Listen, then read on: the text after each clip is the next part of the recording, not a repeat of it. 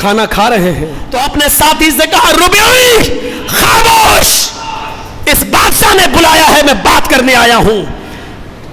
اے ربیعی، کیا میں ان پاگلوں کے لیے، ان بے وقوفوں کے لیے محمد رسول اللہ کی سنت کو چھوڑ دوں؟ کیا میں نبی کی سنت کو چھوڑ دوں؟ ہمارے نبی کا فرمان ہے اگر کھانے کا کوئی لقمہ زمین پر گر جائے تو اس کو اٹھا لیا کرو، اگر اس میں مٹی لگی ہو تو اس کو صاف کر لیا کرو اور کھا جایا کرو۔ ہم نے اس پر عمل کیا ہے۔ میرے پیارے ساتھیوں، اس جگہ پر لا کر اپنے آپ کو رکھیے اور سوچئے، ایران کا وہ بادشاہ جس کو کسرا کہا جاتا تھا، اس نے بات چیت کے لیے جب بلایا تو حضرت عمر نے دو لوگوں کو بھیجا، ایک کا نام تھا ربیعی ابن عامر اور ایک کا نام تھا حذیفہ ابن یمان۔ ان دونوں کو بات چیت کے لیے بھیجا۔ یہ دونوں بادشاہ کے دربار میں گئے۔ ان لوگوں نے کہا، درباری نے، ایسے نہیں جا سکتے ہو، بادشاہ شاہی لباس تمہیں پہننا پڑے گا۔ شاہی لباس پہننے سے انکار کر دیا، کہا کہ تم یہ خراب اور اتنے بوسیدہ کپڑے پہن کر جاؤ گے ہمارے بادشاہ کے پاس؟ کہا کہ تمہارے بادشاہ نے ملنے کے لیے بلایا ہے کسرا نے، ہم اپنی مرضی سے نہیں آئے ہیں، جائیں گے تو انہی کپڑوں میں جو ہم پہن کر آئے ہیں، تمہارا دیا ہوا کپڑا نہیں پہنیں گے۔ خبر جاتی ہے اندر، کسرا نے کہا آنے دو۔ آئے، کسرا نے کہا پہلے کچھ کھا لو، تم بھوکے ہوگے۔ انہوں نے کہا یہ سچ ہے، ہم بھوکے ہیں۔ کہا کھانا کھانا ہے؟ کہا آپ کھلائیں گے تو کھا لیں گے لیکن بھیک نہیں مانگیں گے۔ دسترخوان لگا دیا، امیر یہاں بھی ہیں، چودھری ادھر بھی ہیں، پیسے والے آپ کے شہر میں بھی ہیں، آپ کے گاؤں میں بھی ہیں، لیکن سنیے آج یہ دو قاصد اللہ کے نبی کے حضرت عمر فاروق کے پہنچتے ہیں، کسرا کے دربار میں ہیں، کھانا لگایا جاتا ہے، کھانا کھا رہے ہیں، شروع کر دیا کھانا کھاتے ہوئے، اور کھانا کھاتے کھاتے اچانک روٹی کا لقمہ شوربے میں لگایا، گوشت میں لگایا اور منہ تک ڈالا۔ ایک لقمہ دھوکے سے ہاتھ کی کمزوری کی وجہ سے زمین پر گر گیا۔ کھانا کھا رہے تھے، بیچ میں ایک لقمہ کھاتے وقت زمین پر گر گیا۔ اب ہم نظر ڈالیں، ہم کیا کرتے ہیں زمین پر گری ہوئی چیز کو؟ حضرت حذیفہ ابن یمان نے زمین پر گرا ہوا لقمہ اٹھایا اور جیسے ہی کھانے کے لیے چلے تو ان کے ساتھی نے کونی ماری۔ ہم مدینے میں نہیں ہیں، ہم ایران میں ہیں، کسرا کے سامنے ہیں، زمین پر پڑا ہوا لقمہ اٹھائیں گے، صاف کر کے کھائیں گے تو اس کے اوپر کیا اثر پڑے گا؟ یہ کیا سوچے گا کہ محمد کی قوم اتنی بھوکی اور ننگی ہے کہ زمین پر گرا ہوا لقمہ بھی اٹھا کر کھا جاتی ہے؟ مت کھائیے، چھوڑ دیجئے، زمین پر گرا ہوا لقمہ زمین پر ڈال دیجئے۔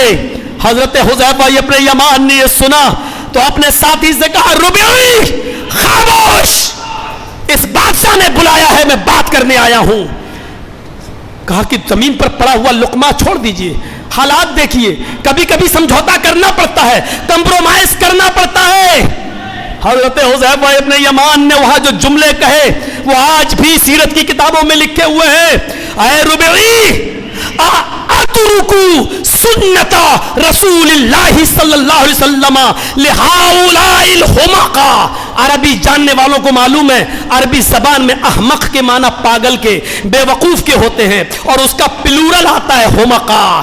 تو کیا کہتے ہیں حضرت حذیفہ ابن یمان، اے ربیعی، کیا میں ان پاگلوں کے لیے، ان بے وقوفوں کے لیے محمد رسول اللہ کی سنت کو چھوڑ دوں؟ کیا میں نبی کی سنت کو چھوڑ دوں؟ ہمارے نبی کا فرمان ہے اگر کھانے کا کوئی لقمہ زمین پر گر جائے تو اس کو اٹھا لیا کرو، اگر اس میں مٹی لگی ہو تو اس کو صاف کر لیا کرو اور کھا جایا کرو، اس کو کھا لیا کرو، اس لیے کہ تمہیں نہیں معلوم اللہ نے تمہارے کھانے کے کس حصے میں برکت رکھی ہے، کھانے کے کس لقمے میں برکت رکھی ہے، یہ تمہیں نہیں معلوم۔ تو کیا میں ان بے وقوفوں کے لیے، بادشاہ کے منہ پر کہہ رہے ہیں، کیا میں ان بے وقوفوں کے لیے رسول اللہ کی سنت کو چھوڑ دوں؟ یہ مجھ سے نہیں ہوگا، اور وہ لقمہ اٹھا کر کھا لیا۔ میرے پیارے ساتھیوں، یہاں تو شادیوں میں کتنا برباد ہوتا ہے، ہم اپنے گھروں میں کتنا بناتے ہیں اور کتنا پھینکتے ہیں، لیکن توفیق نہیں ہوتی کہ کسی غریب کو دے دیں۔ تصور کرو، ہم تو اپنے بچے کی گری ہوئی چاکلیٹ بھی زمین سے اٹھانا گوارا نہیں کرتے ہیں۔ آپ چودھری ہیں، سرمایہ دار ہیں، پیسے والے ہیں، یاد رکھنا اگر اللہ دولت سے نوازنا جانتا ہے تو دولت چھیننے پر بھی قادر ہے۔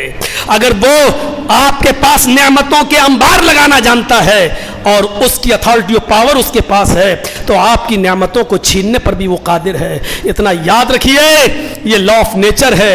اگر آپ زمین پر گرے ہوئے لقموں کو، اناج کو پھینکیں گے تو یہ اناج بھی آپ کی برکت سے نکل جائے گا اور ایک دن آپ بھی روٹی اور دانے دانے کے محتاج ہو جائیں گے۔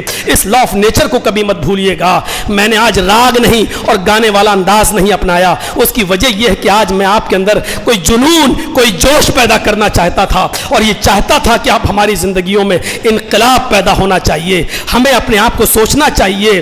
پھر آخری بات، قانون شریعت میں رحم ہے، لا آف نیچر قانون فطرت میں رحم نہیں ہے۔ اللہ رب العالمین سے ہم دعا کرتے ہیں کہ الہ العالمین ہمیں فطری تقاضوں کو پورا کرنے کی توفیق عطا فرما، فطری تقاضوں کو پورا کرنے کی توفیق عطا فرما، اور اے اللہ ہم نے جو باتیں کہی ہیں اس پر عمل کرنے کی توفیق عطا فرما، سنتوں سے محبت کرنے کی توفیق عطا فرما اور عمل کرنے کی توفیق عطا فرما۔ جو ہم کریں گے وہ ہم پائیں گے، اس لیے اللہ ہمیں اچھے عمل کرنے کی توفیق عطا فرما۔ لیس للانسان الا ما سعی، جو کوشش کرو گے اتنا پاؤ گے، تو اللہ ہمیں اپنی زندگی میں محنت کرنے کی توفیق عطا فرما اور مال حلال کھانے کی توفیق عطا فرما۔ الہ العالمین جب تک تو ہمیں زندہ رکھ، اسلام پہ زندہ رکھنا، اور جب ہمارا خاتمہ ہو تو ایمان پر ہمارا خاتمہ فرمانا۔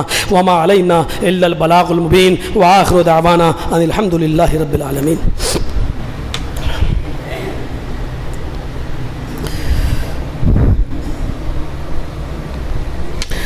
ان الحمد للہ نحمده ونستعينه ونستغفره ونعوذ بالله من شرور أنفسنا ومن سيئات أعمالنا، من يهده الله فلا مضل له ومن يضلل فلا هادي له، وأشهد أن لا إله إلا الله وحده لا شريك له، وأشهد أن محمدا عبده ورسوله، أما بعد فإن خير الحديث كتاب الله، وخير الهدي هدي محمد صلى الله عليه وسلم، وشر الأمور محدثاتها، وكل محدثة بدعة، وكل بدعة ضلالة، وكل ضلالة في النار۔